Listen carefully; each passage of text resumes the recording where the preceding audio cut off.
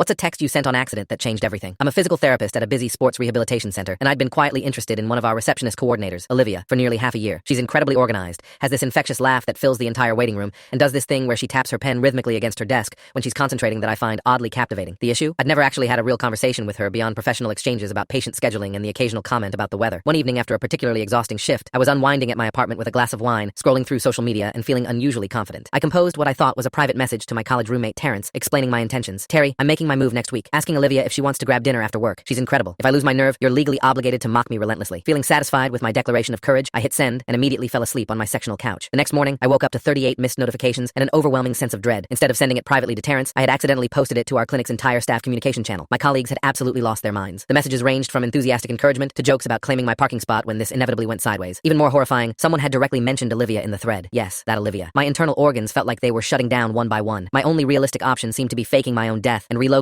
to rural Alaska, though I suspected my boss would still require proper resignation documentation. Walking into the clinic that morning felt like entering an execution chamber. The moment I stepped through the automatic doors, every single staff member turned to stare at me like I was a contestant on a dating elimination show. Brenda from billing stage whispered, "There's our romantic hero," and several people actually started clapping slowly. The absolute worst part was Olivia herself. She sat at the front desk, clearly pretending to be completely absorbed in updating patient files, but I could feel her occasional glances, quick, uncomfortable, and loaded with secondhand embarrassment that radiated across the lobby. I had barely made it halfway to the staff lounge when our clinic director, Dr. Patterson, emerged from his office holding his morning coffee and wearing the expression of someone who had just witnessed the most entertaining workplace drama in years. Well, Dr. Patterson began, clearly suppressing a grin. That's certainly one approach to improving staff communication. He paused for effect before adding, "If anyone needs advice on professional boundaries, my door is always open." I wanted the floor to swallow me whole. I collapsed into my chair in the therapy room, pretending to review patient charts while my phone exploded with messages. Colleagues were sharing memes of cartoon hearts, engagement rings, and inexplicably, a dancing penguin holding flowers. Then came the next level of mortification, the office prediction game. Brenda loudly announced she was organizing informal wagers on whether I would actually ask Olivia out in person. "Current odds are 4-1, he completely chickens out," she proclaimed cheerfully. I considered multiple career changes in that moment, though most required additional certifications. The real nightmare arrived during our monthly staff meeting that afternoon. As everyone gathered in the conference room, I made the catastrophic mistake of sitting directly across from Olivia. She gave me a tiny, awkward smile that I attempted to reciprocate, but it emerged as more of a grimace. Then Dr. Patterson decided to acknowledge the situation publicly. "Before we begin reviewing this month's performance metrics, I just want to acknowledge Andrew's enthusiasm, not just for patient care, but apparently for our workplace culture." Cue uproarious laughter. "Olivia, would you care to make a statement?" My spirit left my physical form entirely. Olivia looked around the room, her face turning bright red, and simply said, I'll pass on commenting." She buried her face in her meeting agenda, while the entire room erupted in laughter and knowing looks. But then, something unexpected happened. During the afternoon break, Olivia actually approached me. Yes, she walked directly up to me. I was mid-bite into a particularly messy turkey wrap when she said, "So, that was quite a message last night." I genuinely choked, not figuratively, actually choked, and had to pound on my chest while my face turned purple. "Oh God, are you alright?" she asked, genuinely concerned and patting my back. "Fine," I managed to gasp, attempting to sound composed, just nearly dying of embarrassment. You know, the usual. She laughed, actually laughed, which felt like winning an Olympic gold medal. "Look," she continued, "if you're genuinely interested in getting dinner sometime, I'd like that. But maybe next time, double-check your recipient before sending." Fast forward several months, and Olivia and I are officially together.